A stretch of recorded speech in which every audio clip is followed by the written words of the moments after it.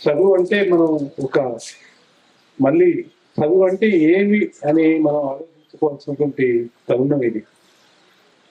ఈనాడు చదువు అంటే ప్రగాఢంగా ఏమని విశ్వసిస్తున్నారంటే చదువు అంటే పుస్తకంలోనే ఉంది, ఆ పుస్తకాన్ని పదే పదే చదవాలి, దాంట్లో ఉన్న ఇన్ఫర్మేషన్ మాత్రమే పరీక్షల్లో రాయాలి, ఎన్ని ఎక్కువ మార్కులు తెచ్చుకున్నట్లయితే అంత ఎక్కువగా జ్ఞానిగా ఆ విద్యార్థి పరిగణించబడతాడు అనేటటువంటిది ఉంది. అంటే సమాచారం, పుస్తకంలో ఉన్నటువంటి సమాచారాన్ని యథాతథంగా మనం పరీక్షల్లో రాయాలి, ఒక సర్టిఫికేషన్ కోసం, ఒక మార్కుల కోసమే ఈ విద్య.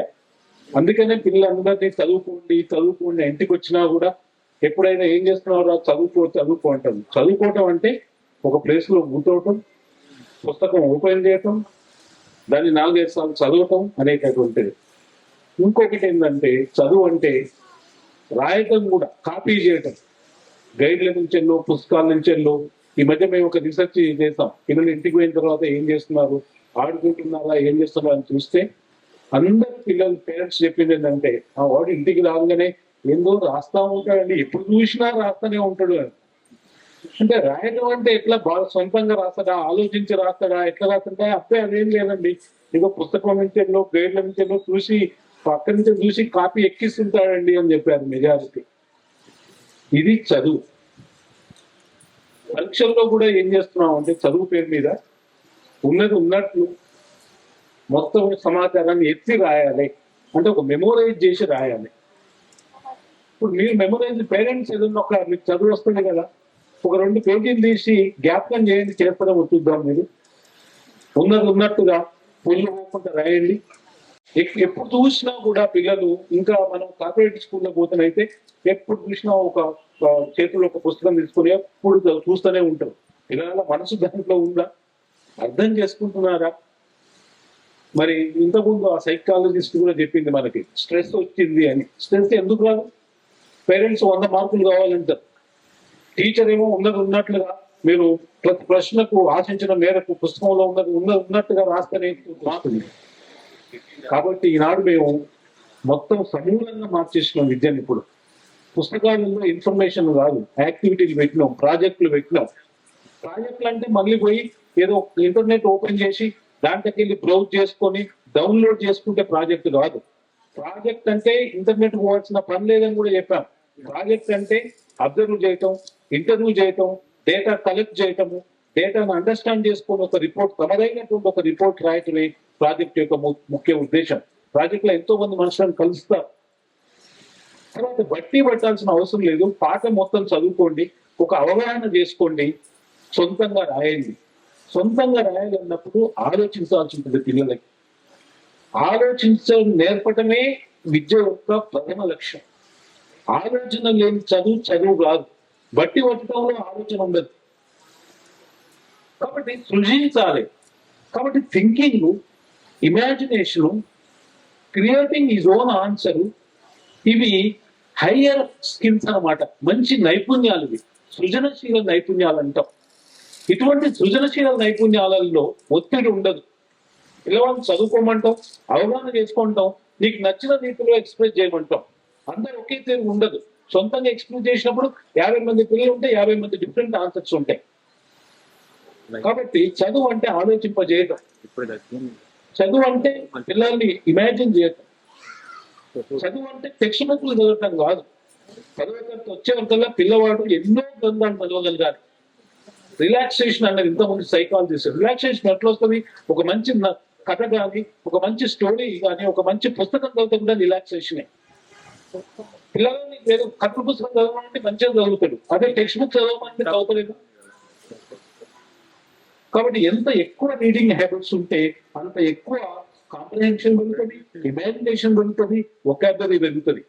కాబట్టి మనం పిల్లలకు పుస్తకాలు, ఇప్పుడు మనం బజార్కు మన మెమరీ వెళ్తుంటే, మనం జర్నీ వెళ్తుంటే పిల్లలు బస్ ఎక్కినప్పుడు, ట్రైన్ ఎక్కినప్పుడు బిస్కెట్, కుర్కురే ప్యాకెట్ కొనిస్తాం.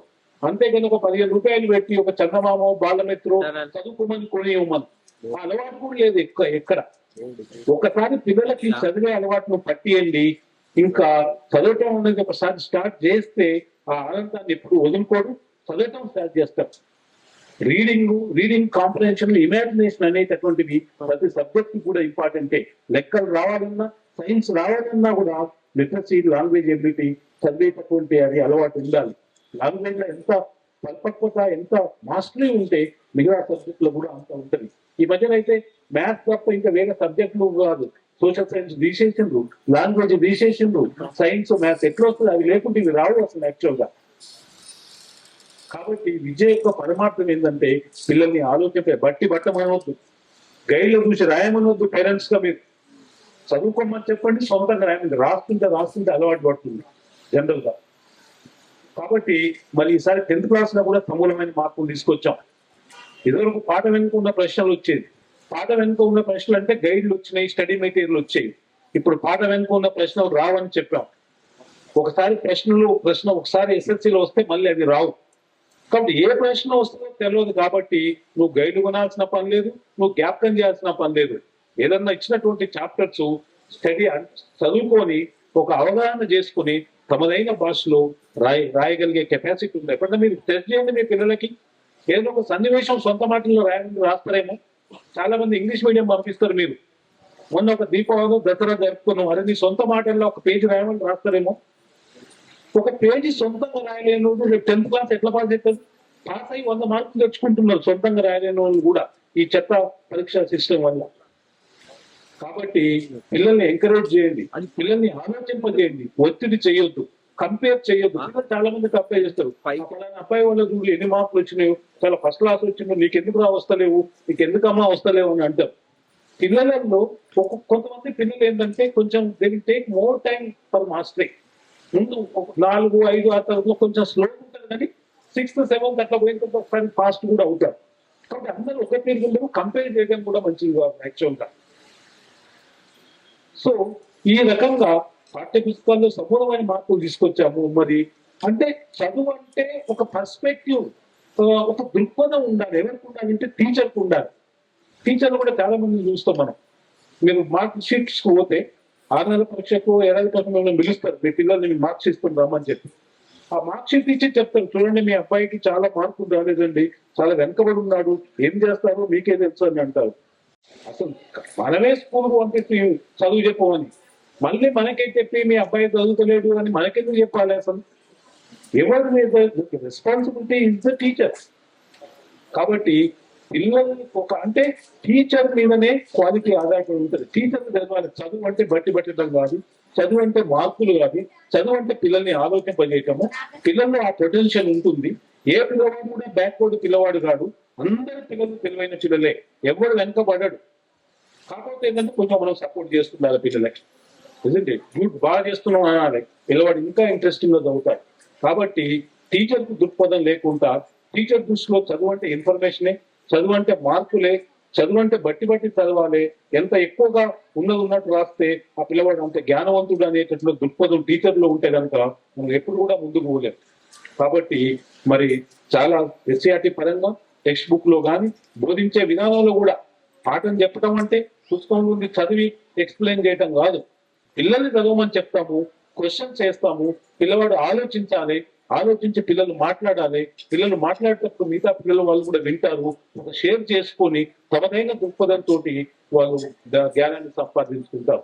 ప్రాజెక్ట్స్ ఇచ్చినాం, ప్రాక్టికల్ ఈసారి కొన్ని మార్కులు కూడా బుక్ రీడింగ్ కూడా ఇచ్చాము. ఈసారి మేము లైబ్రరీ బుక్స్ నెలకు ఒక పుస్తకం చదవాలి, చదివిన తర్వాత దాని మీద మాట్లాడాలి, ఆ పుస్తకం మీద ఒక పేజీ రాయాలని కూడా మేము చెప్పాం. కాబట్టి ఈ అన్నిటికి కారణం పిల్లల తప్పు కాదు, పెద్దది మన తప్పు. ఒక విద్యా వ్యవస్థలో ఉన్నటువంటి టీచర్లు సమగ్ర విద్య మీద, విద్య అంటే ఏందో ఒక సమగ్ర అవగాహన లేని టీచర్లది, నడిపించేటువంటి హెడ్ మాస్టర్ది తప్పు. కానీ పిల్లలది ఏమాత్రం తప్పు కాదు. అందరి పిల్లలు కూడా పొటెన్షియల్ ఉన్న వాళ్ళే, అందరి పిల్లలు కూడా తెలివైన పిల్లలు.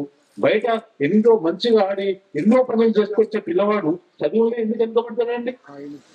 అంటే ఎక్కడో మన దగ్గరనే ఈ తప్పు ఉందని మేము చాలా స్కూల్స్ తిరిగాం. కాబట్టి ఈ గ్రహించింది ఏంటంటే టీచర్ కు ఒక దృక్పథం ఉండాలి, పిల్లల్ని ఆలోచింపజేయాలి, పిల్లల్ని ఎంకరేజ్ చేయాలి, పిల్లల్ని బాగా చదివేట్టు చేయాలి.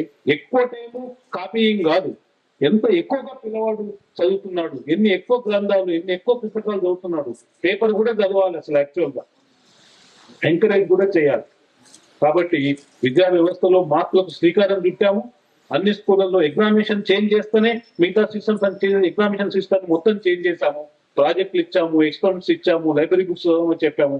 తర్వాత ఆర్ట్ అండ్ కల్చరల్ ఇప్పుడు మనం చూసి ఎంత బాగా పిల్లలు డాన్స్ చేశారు. అటువంటి కల్చరల్ యాక్టివిటీస్ లో తమదైనటువంటి ఒక రకం కొన్ని స్కిల్స్ కూడా నైపుణ్యాలు కూడా పిల్లలకు పెరుగుతాయి. ఆటల్లో కూడా ఆడాలి. హెల్త్ అండ్ ఫిజికల్ ఎడ్యుకేషన్, ఆరోగ్యం అంటే ఏంది, పౌష్టికాహారం అంటే ఏందో తెలియాలి పిల్లలకి. ఆర్ట్ కల్చర్ ఉండాలి, మ్యూజిక్, డాన్స్ ఇవన్నీ పార్టిసిపేట్ చేయాలి. ముఖ్యంగా క్యారెక్టర్ ఏది ఏది మంచి అంటే ఏంది, చెడు అంటే ఏంది, మొరాలిటీ అంటే ఏంది, ఇమ్మోరాలిటీ అంటే ఏంది, ఒక డిస్క్రిమినేషన్ చేసేటటువంటి పవర్ పిల్లల్ని మనకు పెంపొందించాలి. శీలం, క్యారెక్టర్, ధర్మం అన్నారు. చెప్పారు కదా దీంట్లో మన సీడీలో చూపారు. ఏది ధర్మ సత్యమేవ జయతే, సత్యమే విజయము, సత్యమే జయము అన్నారు. అందరూ అంటారు అసలు what is the meaning of that. Sir ఒక చిన్న బుక్ ఇచ్చారు. ఇప్పుడు ఒక చిన్న బుక్ మనం ప్రతిజ్ఞ కానీ జనగణమన కానీ ఇటువంటి వాటికి అర్థమైంది అని. సత్యమేవ జయతే అంటే ఎంతమంది పిల్లలకు తెలుసండి? ఎగ్జాంపుల్ తో చెప్తారా మనకి? కాబట్టి ఇటువంటి కోకరికులర్ యాక్టివిటీస్ మీద కూడా ఇప్పుడు బుక్స్ తయారు చేసి అవి కూడా ఎగ్జామ్స్ ఉంటాయి, అవి కూడా పాఠం చెప్పాలని ఈ వాల్యూ తర్వాత లైఫ్ స్కిల్స్ వీటి మీద కూడా మేము చేసాం. మరి శ్రీనివాస్ గారు రియల్లీగా చెప్పారు, we must stand for the children అని అన్నారు. నిజంగానే పిల్లలకు సపోర్ట్ చేయాల్సినటువంటి అవసరం ఉంది, పిల్లల్ని ఎంకరేజ్ చేయాల్సినటువంటి అవసరం ఉంది. మన అందరి పిల్లలు కూడా తెలివైన వాళ్ళు, పిల్లలు చాలా పొటెన్షియల్ ఉన్న వాళ్ళు, పిల్లలు చాలా మంచి పిల్లలు. ఓకే, సో ఈ అవకాశం ఇచ్చిన శ్రీనివాస్ గారికి కృతజ్ఞతలు. Thank you.